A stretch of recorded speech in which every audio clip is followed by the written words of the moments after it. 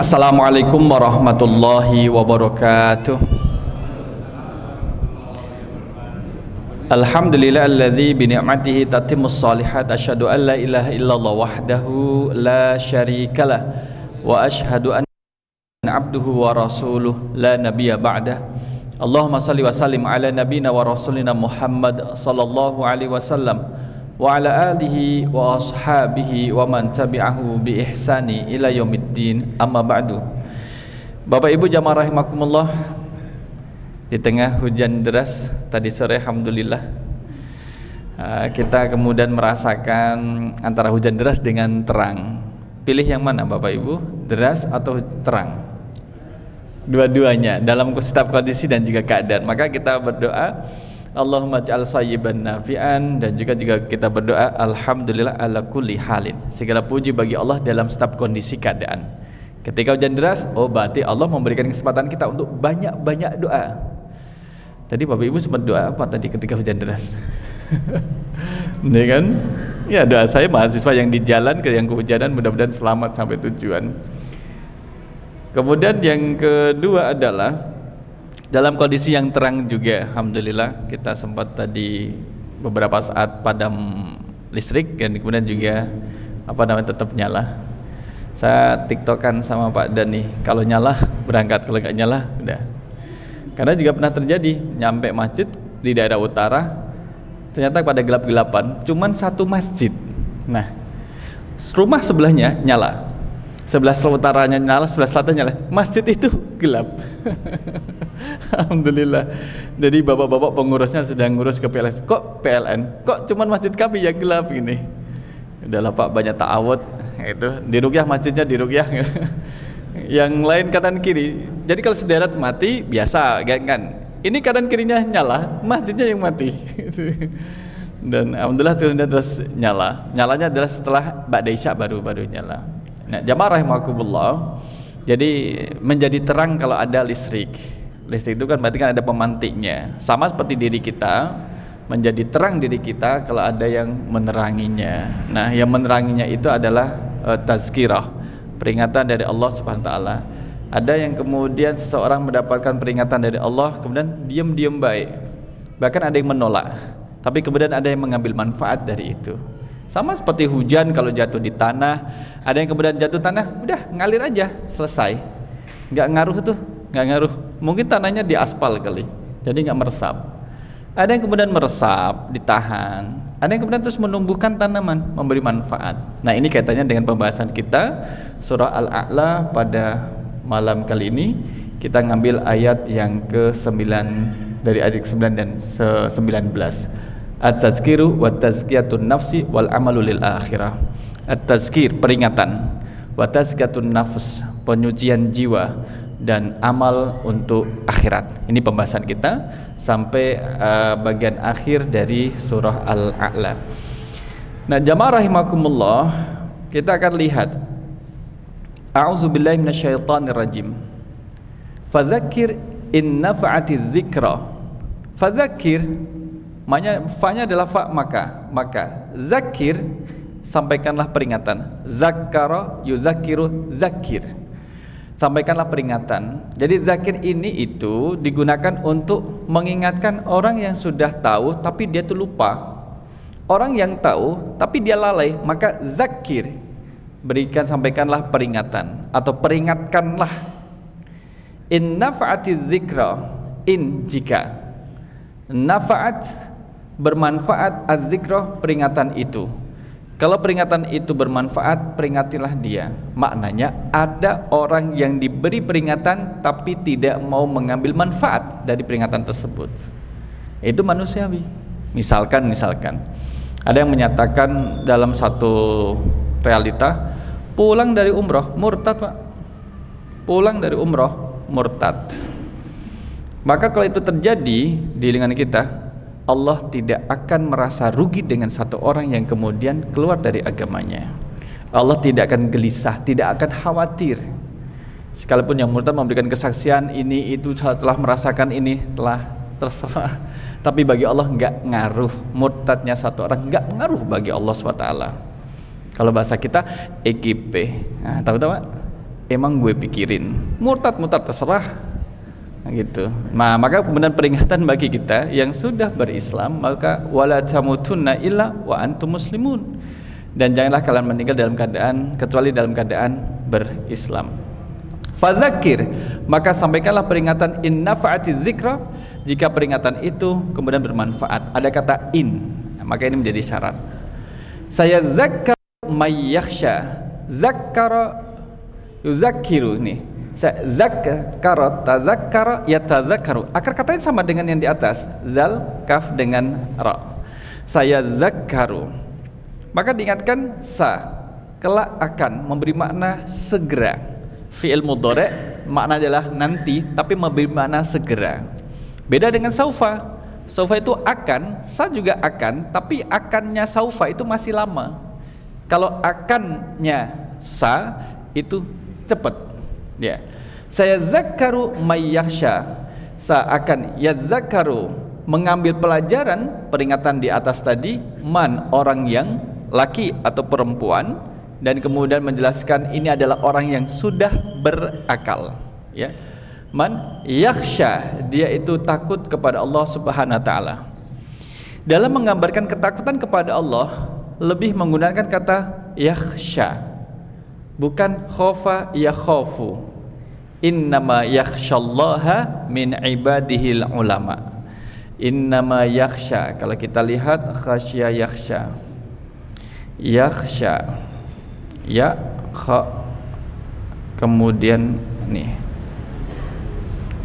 illa tazkiratan liman yakhsha,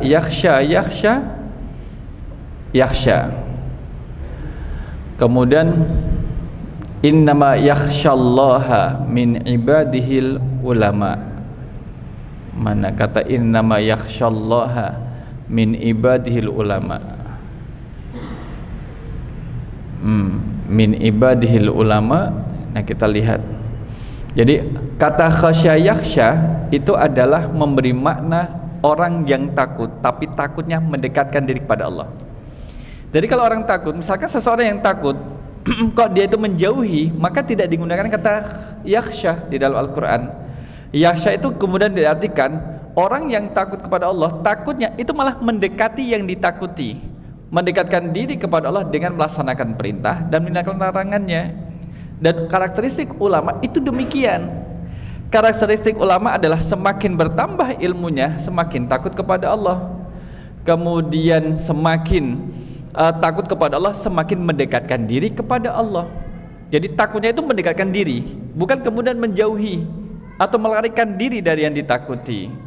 Maka definisi ulama innama yakhshallaha min ibadihil ulama itu adalah orang yang semakin bertambah ilmunya, semakin takut kepada Allah. Ketakutan itu diwujudkan dalam bentuk ketaatan. Jadi mungkin Bapak Ibu yang ada di sini ada termasuk bagian daripada ulama itu, sekalipun kemudian tidak memakai pakaian yang khas, tapi kemudian Allah melihat dari seberapa takut kita terhadap larangan Allah, seberapa taat kita terhadap perintah Allah. Itulah yang disebut dengan ulama, bisa laki-laki dan juga bisa perempuan. Ini memberi makna kata khasya yakhsha.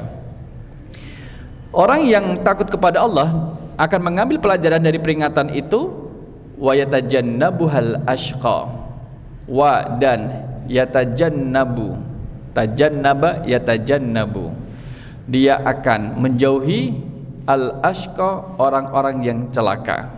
Maka nanti kita lihat al ashqa, orang celaka, orang kafir itu lebih parah daripada orang fasik, orang kafir itu. Nah, orang yang kemudian mengambil pelajaran, sedangkan orang-orang yang celaka, orang kafir, akan menjauhi peringatan yang disampaikan kepadanya. Kalau ada peringatan kemudian dihindari, maka dia termasuk orang yang al-ashqa. Al-ashqa ini adalah bentuk isim tafdil, paling memberi makna, paling Allah tercelaka. Alladzi, yaitu orang yang yasla, masuk an-nara, kepada neraka, al-kubra, yang besar. Kalau ada al-kubra berarti ada yang sugro. Kalau api yang besar berarti ada api yang kecil. Api yang besar itu adalah neraka, api yang kecil adalah api yang berada di dunia. Dalam pembahasan kita di dalam surah Al-Qari'ah, sudah pernah kita sebutkan dalam surah Al-Qari'ah bagaimana kemudian orang-orang menghitung panasnya api yang ada di dunia. Kita lihat dalam surah Al-Qari'ah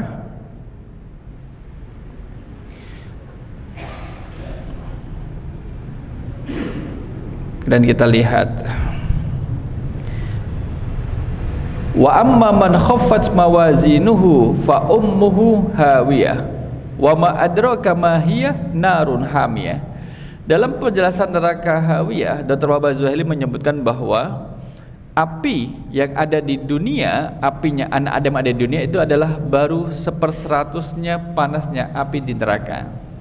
Tapi kemudian kita membandingkan jangan pakai korek api atau api yang kemudian di kompor. Oh, berarti kalau ini 1/100-nya, berarti kemudian 100 korek api dijadikan satu. Tidak. Tapi carilah kemudian panas yang di bumi ini, di alam ini, sesuatu yang paling panas. Apa itu Bapak Ibu? Sesuatu yang paling panas di bumi ini apa? Berapa derajat Celcius panas inti bumi? Kalau inti bumi berapa? Bapak Ibu yang di ilmu terkait, berapa derajat panas inti bumi? Intinya bumi nggih, intinya bumi 7.000 derajat Celcius. 7.000 nggih, 7.000 derajat Celcius, 7.000 derajat Celcius. Berapa derajat panasnya inti matahari? Nah, kita lihat tadi 7.000 mencapai lebih dari 15 juta derajat Celcius. 15 juta derajat Celcius kalau bakar sate kelatak kayak apa jadinya? 15 juta, lebih dari 15 juta derajat Celcius. Itu kan panas yang ada di bumi. Ya, ini panas yang ada di bumi. Kalau 100 kalinya, Allah alam. Bisa kemudian dalam makna hadis itu 100 panasnya api anak Adam 1/100 bisa bermakna hakiki, bisa bermakna majazi. Bermakna hakiki bahwa coba dilipat gandakan 100 kali lipat jadinya kayak apa? Tentunya sangat panas. Kemudian juga bermakna majazi bahwa panasnya tidak tertandingi dengan panas apapun yang ada di bumi. Nah, ini kemudian menjadi ilustrasi untuk mendekatkan pemahaman terhadap apa yang Allah firmankan. Jamaah rahimakumullah, thumma kemudian la yamutu fiha wala yahya. La yamutu, dia tidak akan mati, fiha di dalam neraka, ya, wala yahya, dan juga tidak hidup. La yamutu wala yahya itu artinya adalah tidak mati dan tidak hidup. Bukan diartikan la yamutu wala yahya, tidak bermutu dan tidak punya biaya. Beda. La yamutu itu adalah la yamutu. Kenapa dikatakan tidak mati? Dia tidak mati karena masih bisa merasakan. Ciri-ciri orang yang masih hidup kan bisa merasakan. Ini dikatakan dia tidak mati. Wala yahya, dan juga tidak hidup. Tidak hidup tapi tidak mati. Tidak hidup, tidak mati karena masih bisa merasakan azab di neraka. Wala yahya, dan dikatakan tidak hidup padahal bergerak karena tidak bisa menikmati kehidupan yang dia jalani di neraka. Ini menggambarkan kondisi yang kemudian tidak mengenakkan. Tidak mengenakkan. Ini kembali pada balasan orang yang menolak peringatan tadi. Nah, sampai sini kemudian kita lihat nantinya. Qad aflaha man tazakka, ini adalah pembandingnya. Qad, sungguh, ada kata-kata sungguh penguat. Aflaha, telah beruntunglah orang yang orang yang tazakka, menyucikan diri dari kekafiran. Berarti dari ayat sebelumnya, orang-orang yang menolak peringatan itu adalah orang yang mengotori dirinya dengan kekufuran, dan dia bukan orang yang beruntung. Mari kita lihat gambaran tafsir untuk bagian yang pertama ini. Jamaah rahimakumullah, ini kemudian dalam qiraat tu'siruna, kalau nanti di ayat 16 bal tu'sirunal hayatad dunya, itu ada yang membaca bal yu'siruna, bukan tu'siruna, tapi yu'siruna. Abu Amr yang membacanya. Kita lihat di tafsirnya. Nah, setelah pertemuan yang sebelumnya, Bapak Ibu jemaah rahmatullah, kita diingatkan bagaimana kemudian Allah memberikan jaminan kepada Nabi Muhammad bahwa Nabi Muhammad tidak akan lupa terhadap ayat Al-Quran yang telah dia baca. Maka di sini itu menjadi nikmat. Menghafal Al-Quran dan tidak lupa itu nikmat Bapak Ibu. Membaca Al-Quran kemudian memahami dengan mudah dan cepat itu adalah nikmat. Maka yang kita pahami dalam Al-Quran sampaikan kepada orang lain. Balighu anni walau ayah, sampaikan kepadaku meskipun cuma satu ayat. Dan menyampaikan itu kan tidak dikasih batasan harus minimal 40 orang, nggak ada. Orang tua menyampaikan satu ayat yang didapatkan dalam pengajian malam ini kepada putranya, itu sudah melaksanakan hadis Rasul, balighu anni walau ayah, sampaikan dariku meskipun satu ayat. Fadzakir in nafa'ati dzikra sayadzakkaru may yakhsha. Azza ya Muhammad an-nasa bil Quran, peringatkanlah Muhammad, wahai Nabi Muhammad, kepada manusia dengan Al-Quran. Dan kemudian wa arsyidhum ila subulil khair. Al-Quran itu menjadi sumber peringatan. Menjadi sumber peringatan itu dari Al-Quran. Kalau kita mengingatkan seseorang dengan Al-Quran, itu maksud dari watawasau bil haq watawasau bis sabr. Saling berwasiat dalam kebenaran, watawasau bil haq. Sama dengan Dr. Wahbah Zuhaili, al-haq adalah sesuatu yang tidak terbantahkan. Itu adalah Al-Quran dan hadis Nabi SAW. Itu tidak terbantahkan. Orang dikasih peringatan dengan Al-Quran, kok kemudian dia membantah, berarti kemudian kita bisa menilai. Sebagaimana kalau kita lihat dalam surah Toha 124. Surah Toha, Bapak Ibu yang kelihatan agak besar tulisannya, Toha, surah pinten? Menikah 20. Ayatnya adalah kita lihat 124. 124 di sini. Kita tutup, kita lihat. Taib. A'udzubillahi minasyaitonirrajim. Wa man a'rada an dzikri fa innalahu ma'isyatan dongka wa nahsyuruhu yaumal qiyamati a'ma. Waman, dan sesiapa orang yang a'rada, berpaling dengan sengaja. Berpaling dengan sengaja, itu berpaling tapi kemudian disertai dengan sengajaan. Sengaja dia berpaling, menghindari dengan sengaja. Ang zikri, dari peringatanku, peringatannya Allah. Di mana peringatan Allah? Al-Quran. Jadi orang dikasih peringatan dengan Al-Quran kemudian berpaling, membantah, kemudian mendebatnya, tujuannya adalah untuk menaklukkan bahwa ayat itu tidak berlaku lagi bagi dirinya. Ya, jika itu terjadi pada seseorang, baik laki maupun perempuan, apapun dia, bahkan terhadap seorang muslim juga, ya. Kemudian angdzikri fa innalahu, maka sesungguhnya baginya lah ma'isyatan dongka, kehidupan yang sempit. Kehidupannya itu akan disempitkan kehidupannya, jamaah rahimakumullah. Disempitkan itu kemudian juga ditafsirkan adalah ketika dia meninggal nanti badannya terhimpit dengan liang lahat kanan kiri, yang menghimpit sampai kemudian tulang rusuknya terjepit. Ketika dia bersedekap sampai terjepit, terjepit. Kemudian juga itu balasan di dunia, balasan di dunianya. Wa nahsyuruhu yaumal qiyamati, dan kami akan mengumpulkannya pada hari kiamat nanti a'ma, dalam keadaan buta. Di akhirat dibangkitkan oleh Allah dalam keadaan buta. Buta kan tidak bisa melihat. Buta tidak bisa melihat sebagaimana dia sengaja tidak mau melihat kebenaran yang ada di dunia yang dihadirkan. Misalkan kan sudah dikasih tahu dengan ayat Al-Quran, berpaling, sudah dikasih tahu terkait dengan pengharaman minuman keras beralkohol, membantah, kemudian mengungkuli apa? Ngunggahi, kemudian maneni, kemudian membantah, kemudian sok-sokan. Tapi sudah disebutkan dalam surah Al-Maidah tentang pengharamannya. Maka baginya adalah kehidupan yang ma'isyatan dongka, kehidupan yang sempit. Waduh, ada satu masalah belum juga selesai, datang masalah lagi, datang masalah lagi, datang masalah lagi, sehingga dia merasa terancam dengan kehidupannya. Kehidupan menjadi sempit. Mau pelari kemana? Merasa tidak nyaman. Di rumah merasa tidak nyaman kalau ada yang mendatanginya dan kemudian mencarinya. Dia tidak tahu dalam urusan apa dia dicari, tapi perasaan takut itu muncul. Kalau dia di jalan kemudian lihat kanan kiri, siapa tahu nanti ada yang orang mau mencelakai dirinya.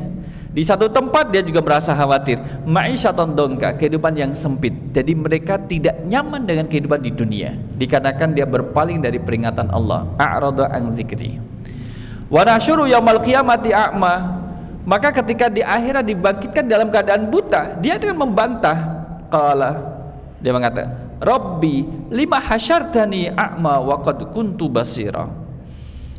Wahai Tuhanku, ya Tuhanku, lima hasyartani a'ma, mengapa engkau mengumpulkan aku dalam keadaan buta? Wa qad kuntu basira, padahal sesungguhnya dahulu aku dapat melihat. Di dunia dia bisa melihat, tapi penglihatan yang Allah berikan kepada dirinya itu seolah-olah menjadikannya buta terhadap peringatan Allah dalam Al-Qur'anul Karim. Itu, maka dibutakan sekalian. Sehingga kemudian jamaah rahimakumullah, kita kalau diberi nikmat Allah jangan mengingkari nikmat itu. Boleh jadi Allah akan mengabulkan apa yang diingkarinya. Seseorang misalkan, ayo ikut pengajian Jumat malam Sabtu, saya lagi sakit. Oh, lagi sakit? Bukannya tadi lagi makan sate saya lihat di warung. Mungkin itu kembaran saya gitu. Padahal memang dia itu. Lah lagi sakit. Oh iya, saya aminkan lah. Loh, kok dia aminkan? Lah iya, dengan sehat tapi kemudian minta sakit, ya saya aminkan semoga dikabulkan jadi sakit beneran kan gitu. Orang sehat mengatakan sakit, berarti kan kemudian mengingkari nikmat sehat yang Allah berikan padanya. Yang kedua, dikasih kemampuan tapi mengatakan tidak mampu, ya udah dikabulkan. Ngapa? Minta surat keterangan miskin. Loh, kamu kan mampu. Enggak, ini mumpung aji, ada aji mumpung. Ada tawaran, siapa tahu nanti bisa bebas bayar ABC, padahal dia mampu gitu. Ya udahlah, biar Allah nanti kabulkan, betul-betul jadi miskin. Sama seperti seseorang yang kemudian tangan kanannya itu bisa digerakkan, tapi makannya dengan tangan kiri, makannya itu dengan tangan kiri. Sehingga pernah dinasihati dalam hadis Rasul SAW menyebutkan, Fulan, apakah tangan kananmu tidak bisa digerakkan sehingga kamu makan dengan tangan kirimu? Iya, emang kenapa? Maka saat itu juga tangan kanannya betul-betul tidak bisa digerakkan, padahal tadi bisa. Karena dia mengingkari. Jadi kita selaku manusia, Bapak Ibu, kadang-kadang kita khilaf, salah. Nah, di saat salah itu kemudian ada yang mengingatkan, kamu salah, ini yang benar. Dan tujuan memperingatkan itu tidak kemudian seolah-olah memojokkan juga, tidak. Kamu salah, ini yang benar. Tidak menggurui juga, tidak kemudian berpanjang kata juga. Kalau kita diingatkan demikian, terima kasih, astagfirullahaladzim, saya salah, alhamdulillah telah diingatkan. Maka kembali, itulah orang yang mengambil peringatan. Tapi kemudian orang yang tidak mengambil peringatan, sudah salah, ditunjukin kamu itu salah, bantah, malah nantah, nyebutin silsilah gurunya. Apa hubungannya kesalahanmu dengan gurunya itu? Nggak usah. Salah kemudian terima dan kemudian istighfar. Kalau memang salah pada orang lain, ya minta maaf pada yang bersangkutan. Kalau salah kemudian dengan Allah, maka bertobat kepada Allah dengan secepatnya. Kan itu yang kemudian yang memberikan inspirasi untuk menjadi orang yang baik. Karena kita manusia, bukan malaikat. Di dalam diri kita ada an-nafsu. Yang nafsu itu kemudian adalah yang sesuatu yang syai'un latif, sesuatu yang lembut yang ada pada setiap orang yang masih hidup. Ya, siapapun kita, kalau hidup kan memiliki nafsu, Bapak Ibu. Kalau kita bisa makan, itu karena ada nafsu makan. Kita mau minum karena ada nafsu minum. Kita mau baca Al-Quran karena ada nafsu untuk membaca Al-Quran, keinginan. Dan nafsu itu kan bisa baik, bisa buruk. Yang menentukan adalah manusianya yang ditempati nafsu tersebut. Dia menjadi eksekutornya. Karena dia menjadi eksekutor, memilih, mengeksekusi baik atau buruk, maka dialah yang bertanggung jawab kepada Allah besok di hari akhir dengan perbuatannya itu. Qala rabbi lima hasyartani a'ma wa qad kuntu basira. Dijawab oleh Allah. Qala, Allah berfirman, kadzalika, yang demikian itu, kebutaanmu itu disebabkan karena ataska ayatuna, telah datang kepadamu ayat-ayat kami. Kalau misalkan disebutkan dengan domir ka, adalah kamu laki-laki, tidak menutup kemungkinan bagi perempuan juga ada yang membantah peringatan Allah. Ayatuna, dahulu telah datang kepadamu ayat-ayat kami, fanasitaha, tapi engkau mengabaikannya. Wa kadzalikal yauma tunsa, maka pada hari inilah engkau akan diabaikan. Jadi ternyata memang manusia tentang kita. Boleh jadi kita belum mengetahui secara keseluruhan isi Al-Quran 30 juz itu, tapi kan bukan berarti kemudian menolak. Kalau misalkan ada yang ngasih tahu kita, ngapain kamu ngasih tahu saya, kamu aja belum hafiz, kamu juga bukan ulama, kamu juga bukan ABC. Selama yang disampaikan itu adalah benar dan bersumber dari Al-Quran dan juga ataupun hadis, maka tetap kemudian kita terima satu menjadi satu kebenaran. Nah, jamaah rahimakumullah, saya masih mencari ayat terkait dengan bahwa umat Nabi Muhammad itulah yang kemudian menjadikan Al-Quran ini mahjura, diabaikan. Al-Furqan 30, kurang ke atas, kita harus tarik 30. Nah, kita lihat. Wa qala Rasulu, dan Rasul Nabi Muhammad berkata, ya Rabbi, wahai Tuhanku, inna qaumi, sesungguhnya kaumku, berarti kita umat Nabi Muhammad sallallahu alaihi wasallam, ittakhazu hadzal qur'ana mahjura, sesungguhnya kaumku telah menjadikan Al-Quran ini sesuatu yang diabaikan.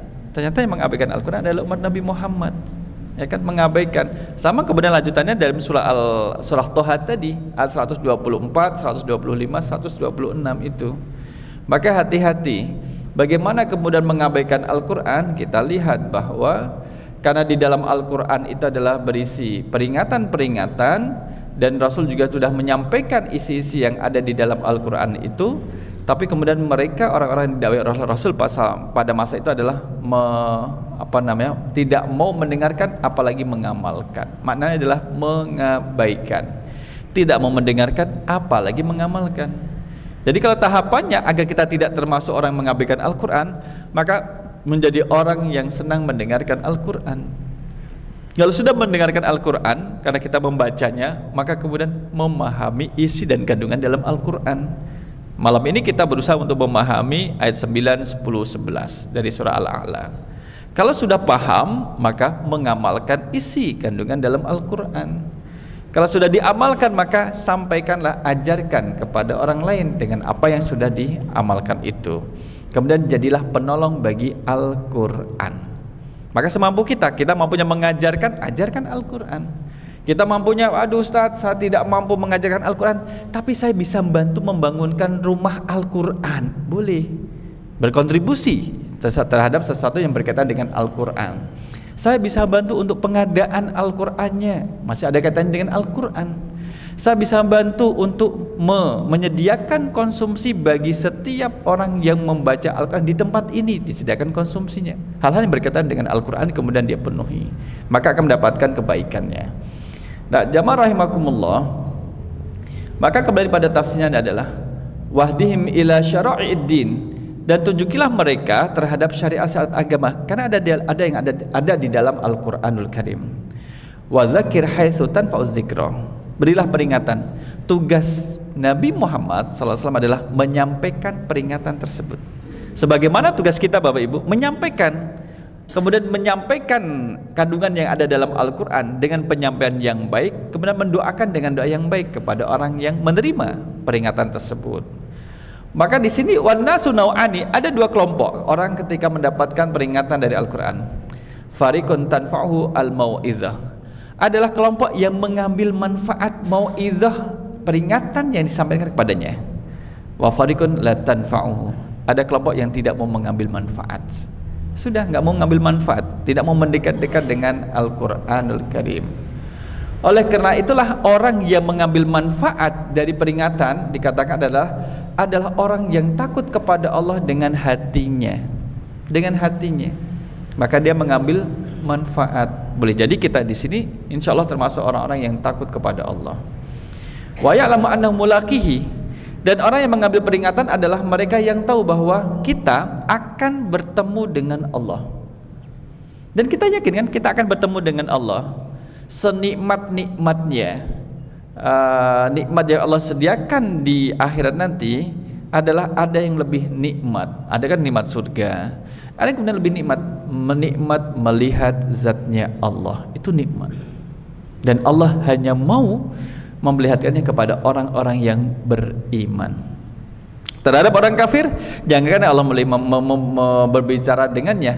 Allah melirik mereka aja tidak mau, menunjukkan kehinaan mereka itu. Awa amma man asara 'alal kufri wal inad wa tamada fil juhud wal inkar fala faidah fi tadhkirihi.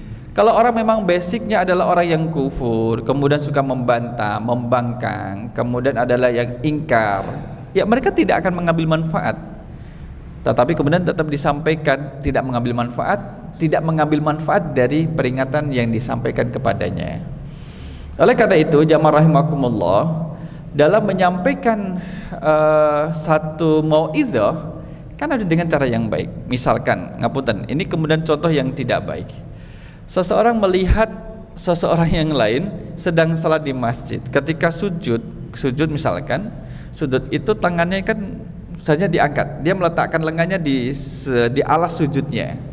Kalau di dalam hadis, kalau dilihat dalam fikih sunnah, Dr. Wahbah Zuhaili menyebutkan posisi orang yang sujud kemudian tangannya diletakkan pada alas sujud, mohon maaf, itu samakan seperti anjing yang sedang tidur, glosor, binatang anjing. Artinya adalah kita angkat selagi bisa angkat. Yang melihat orang salat dengan posisi seperti itu kan dia mau menasihati. Kalau nasihatnya disampaikan dengan cara yang tidak baik dan tidak sopan, maka akan berbentuk menjadi penolakan. Mohon maaf, Bapak sholatnya kayak anjing gitu, digitukan. Apakah nanti besok akan datang lagi? Kan tidak, malah kan menjadi berantem. Kamu ngata-ngatain saya, iya gitu. Itu ada dalam hadis, memang di dalam hadis seperti itu. Cara penyampaiannya jadi tidak bagus. Tapi saya pernah melihat dengan mata saya, ini malah kebalikannya. Bapak-bapak kemudian menunggu, kayaknya mahasiswa yang ditunggu sedang salat, posisi seperti tadi, ditunggu sama bapaknya. Saya di sampingnya, saya juga lagi santai. Kemudian ditunggu, kayak diajak diskusi. Kemudian bapaknya memegang lengannya, sepertinya menjelaskan, kalau tadi kamu sujud, jangan diletakkan di alas sujud lengannya, diangkat. Jadi maksudnya sekalian menerima, manggut-manggut, kemudian salim dengan bapak tadi. Artinya adalah kebaikan kalau disampaikan dengan cara yang baik akan diterima dengan baik juga dan menjadi satu kebaikan. Nah, Nabi Muhammad SAW sudah menyampaikan Al-Quran peringatan dengan cara yang baik dan dengan cara yang terbaik. Tapi memang dasar orang yang kemudian diberi peringatan ini adalah orang kufur, ya mereka tidak akan mengambil manfaat, tidak mau mengambil manfaatnya ini. Oleh karena itu adalah wa ma anta bi muhaddisin qauman hadisan la tablughuhu uquluhum illa kana li ba'din fitnah. Kalau kita menyampaikan satu ilmu harus disesuaikan dengan kadar kemampuan mad'u untuk menerima ilmu tersebut. Kita menyampaikan satu ma'izah dengan bahasa yang tidak dipahami dengan mad'u objeknya, maka bisa menjadi satu fitnah. Khatibun nas ala qadri uqulihim. Sampaikanlah sesuatu kepada seseorang dengan bahasa yang bisa dipahaminya. Jadi kemudian tidak muluk-muluk. Misalkan ceramah di depan Gapoktan. Kenapa itu Gapoktan? Gabungan Kelompok Tani. Tapi kemudian bahasanya bahasa ilmiah campur bahasa Inggris. Habis Inggris kemudian ada bahasanya bahasa Prancis. Itu kan kemudian gini, ceramahnya bagus sih, tapi tadi apa yang disampaikan gitu. Bahkan kemudian ketika kita lihat di satu daerah sampaikan ceramah dengan bahasa Indonesia, kemudian oh gitu ya, Bapak Ibu paham? Enggak tadi enggak paham, tidak, karena memang mereka enggak paham bahasa Indonesia, padahal orang Indonesia. Tapi kalau disampaikan dengan bahasa Jawa malah paham, maka kemudian itulah yang kemudian disampaikan. Maka jamaah rahimakumullah, Ibnu Katsir mengatakan adalah fala yad'u inda ghairi ahlihi. Jangan meletakkan sesuatu yang bukan pada pemiliknya, karena dia akan salah tangkap. Seseorang kemudian sedang istirahat, kemudian memarkirkan mobilnya di tepi, misalnya kan habis nyetir lama, kemudian berhenti di tepi tempat pemberhentian, kemudian melakukan gerakan untuk relaksasi. Nah, dia gerakannya adalah kayak seperti orang mendorong mobil, tapi dia merelaksasikan dirinya. Yang baru datang bawa mobil, lihat, kasihan, itu bapak itu mendorong mobilnya nggak bisa-bisa. Akhirnya yang baru datang berhenti, bantu yang tadi, yang pertama lagi relaksasi, dibantulah dorong, ternyata mobil itu jatuh ke jurang. Maunya bantu tapi salah. Masalah kan jadi fitnah seperti itu. Loh, kok malah didorong jadi jatuh ke jurang, ya kan? Nah, itu nanti wanita ke atasnya. Nah, jamaah rahimakumullah, maka jangan meletakkan sesuatu yang bukan pada tempatnya. Oleh karena itu, kalau kita menyampaikan sesuatu, maka haditsu an-nasa bima ya'rifun. Sampaikanlah kepada manusia dengan apa yang kemudian mereka ketahui. Aturiduna ayyukadziballahu wa rasulah. Apakah kamu ingin mereka itu menjadi orang yang mendustakan Allah dan Rasulnya karena tidak mengetahui bahasa yang disampaikan? Tetapi Al-Quran, jamaah rahimakumullah, saat turunnya surah Al-Lahab, Abu Lahab itu kan paham betul dengan surah Al-Lahab itu. Ketika turun surah Al-Kafirun, orang-orang kafir paham betul dengan bahasanya itu. Dan juga kemudian ketika turun surat Al-Ikhlas, baik orang Yahudi, orang musyrik paham betul dengan bahasa-bahasa dan juga dengan ayat ataupun surat tersebut. Jadi Al-Quran itu diturunkan dengan kemampuan bahasa orang yang menerimanya pada kali itu dan juga sekarang. Maka tidak ada kemudian Al-Quran itu dikatakan susah, nggak ada Bapak Ibu. Kalau kita lihat dalam surah Al-Qamar, surah Qamar, surah yang keberapa surah Al-Qamar? Kita lihat ke bawah.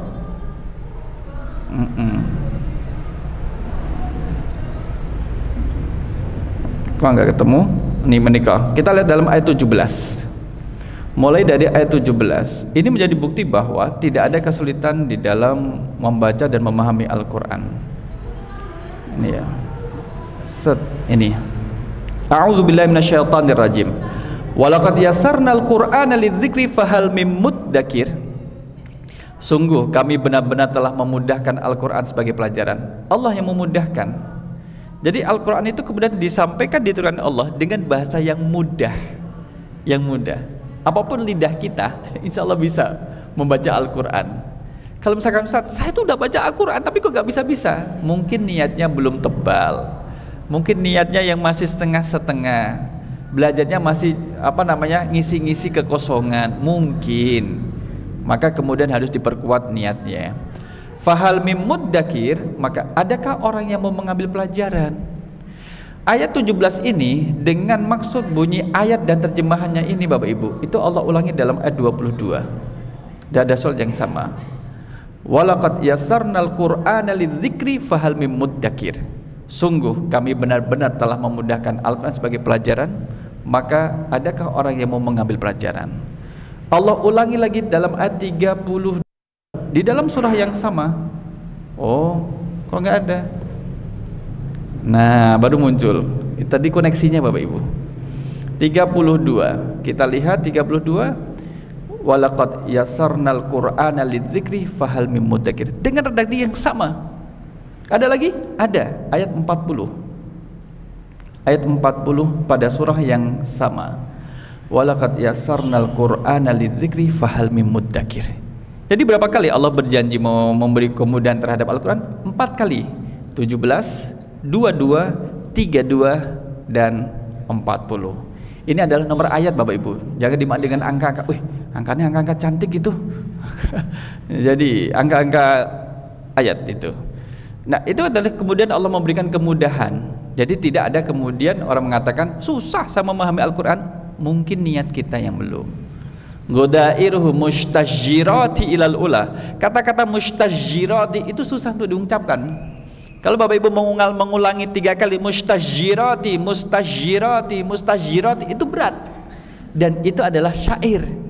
Dan di dalam Al-Quran tidak ada lafal yang berat seperti itu. Semuanya mudah. Malakum takakatum alayya katakaku ikum ala kulli jinnatin ifrankiu anni. Ada kemudian dalam Al-Quran yang berbunyi seperti itu. Malakum takakatum alayya katakaku ikum ala kulli jinnatin. Malah nanti takakak. Nah, ini tidak ada di dalam Al-Quran kalimat itu belebet itu nggak ada. Termasuk juga kemudian ayat naqah, di mana ontamu taraktuha tarafil hu. Maknanya adalah semak belukar. Di mana ontamu? Saya tinggalkan dia di semak belukar, di rerumputan. Taraktuha tarafil hu. Tidak ada di dalam Al-Quran. Dan semuanya adalah sesuatu yang mudah. Sesuatu yang mudah. Maka kalau kita lihat di sini La tadul hikmah min ghairi ahliha fatatlamuha. Janganlah kamu meletakkan satu ilmu bukan pada tempatnya, bukan pada pemiliknya, maka dia akan menyanyiakannya. Wala tamna'uha ahlaha fatatlamuhum. Wa kun kat tabib, jadilah seperti dokter.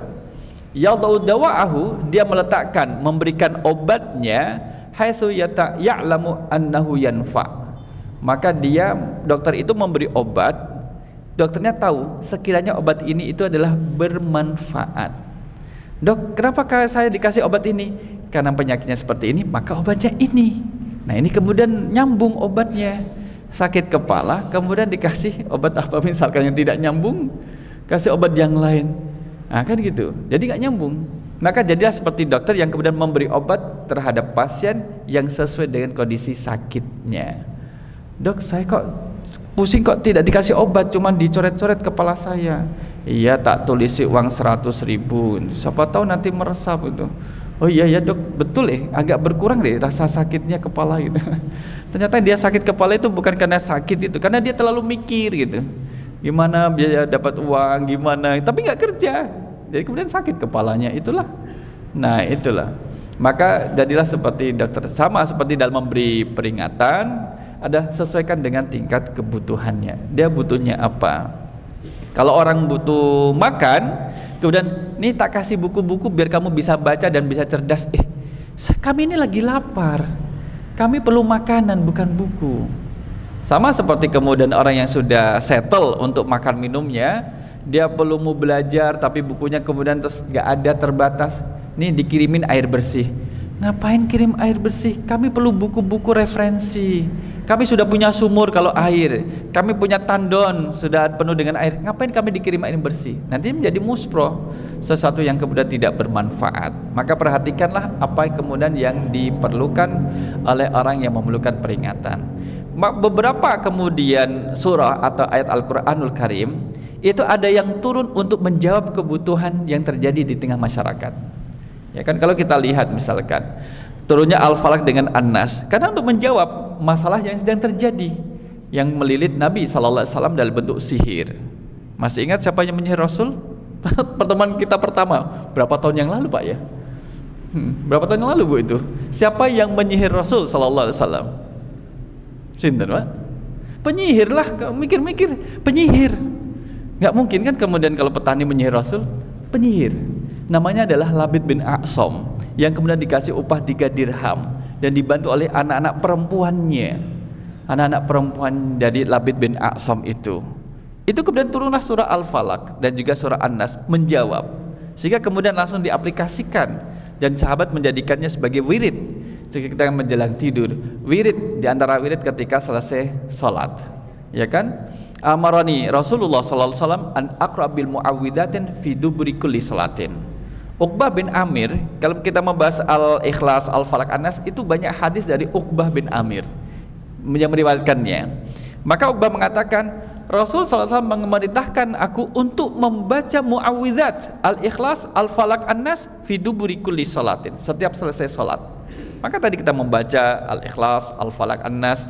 Nanti sholat Isya kita juga membaca Al-Ikhlas, Al-Falaq, An-Nas. Di samping juga zikir-zikir yang kita baca seperti biasanya.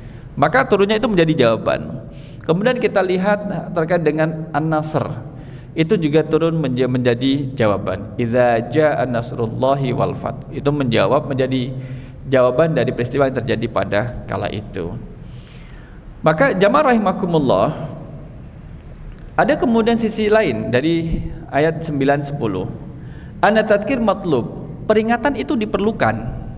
Sama sebagai orang tua itu wajib memberi peringatan kepada putra-putrinya, karena itu adalah hak anak untuk mendapatkan peringatan dari Al-Quran dari orang tuanya. Wa ilam yanfa' wa la yakunu ta'liq bisyur in nafa'ati dzikra. Karena orang tua terhadap anak pasti kan kemudian ada asas kebermanfaatannya. Masa orang tua tidak mau memberi peringatan sama anaknya? Tak jarkelah anakku, jarke biar kepleset, tergelincir, kesel aku ngandanit bendino. Kan nggak bisa.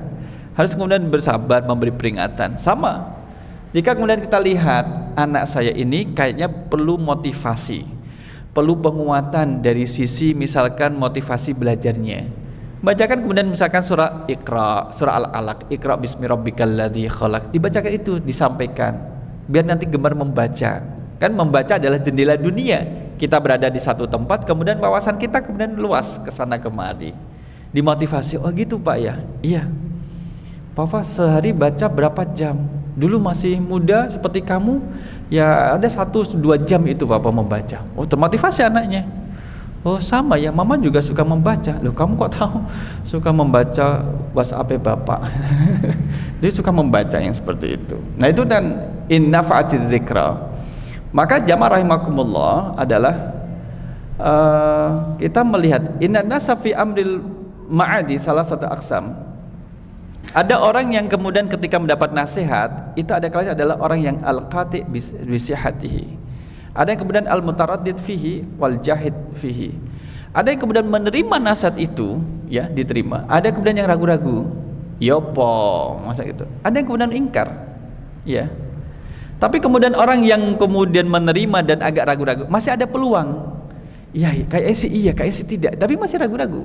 Maka ragu-ragu itu kan masih 50-50. Masih kemudian bisa diberi peringatan. Tetapi kalau orang yang sudah jahid, udah ingkar, itu nggak bisa diberi peringatan. Oh dia sudah ingkar. Ingkarnya dari dalam dirinya. Kalau orang ragu-ragu, iya apa tidak, ya iya apa tidak, masih bisa dipengaruhi dengan kebaikan untuk menerima kebaikan itu. Nah ada juga kemudian orang yang ingkar hanya sekedar lisannya saja. Ketika dikasih peringatan, ingkarnya dengan lisan, enggak udah gitu. Tapi cuma lisannya. Tapi hatinya masih berpikir-pikir, kayaknya sih benar dia tadi yang disampaikan.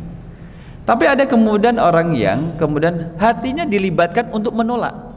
Lisannya mengatakan, enggak, saya tidak mau ikut. Hatinya juga menjadi tidak mau. Maka ini menjadi berat untuk dipengaruhi, tapi tetap kita sampaikan peringatan tersebut kepada yang bersangkutan. Tapi kemudian jamaah rahimakumullah, jangan menghukumi dengan hukum yang buruk terhadap orang yang masih hidup. Ketika seorang diberi nasihat, kemudian kita dengarkan azan dulu.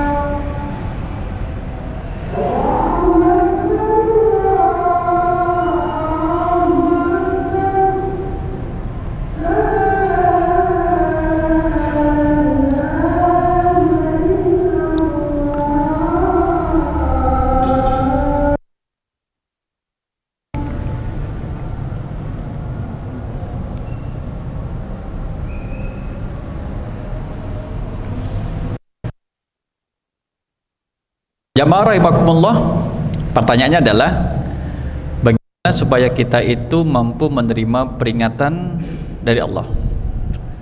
Adalah menjadi orang yang takut terhadap Allah.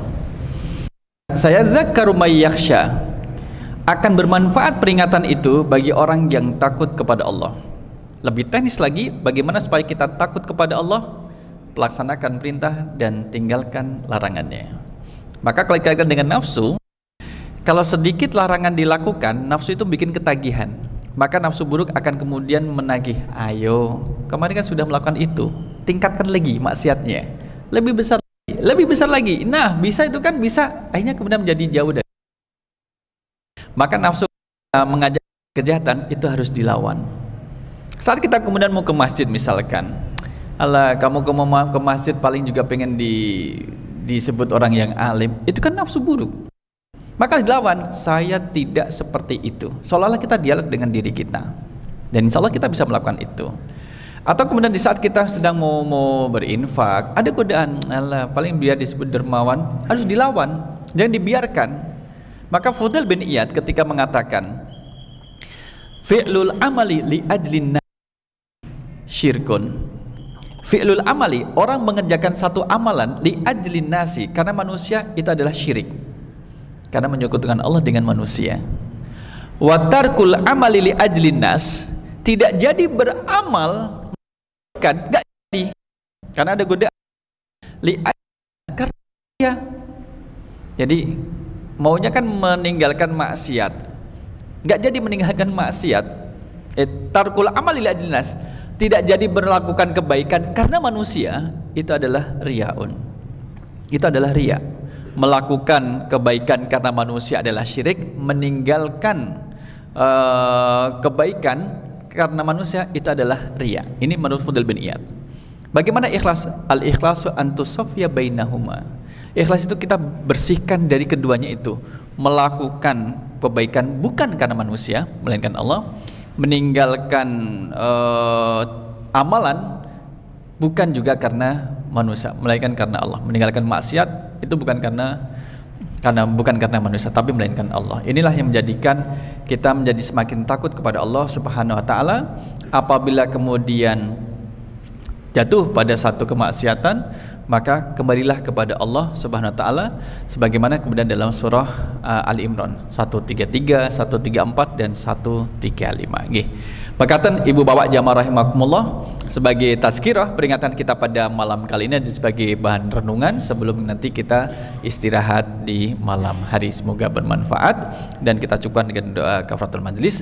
Subhanakallahumma wa bihamdika asyhadu an la ilaha illa anta astaghfiruka wa atubu ilaik.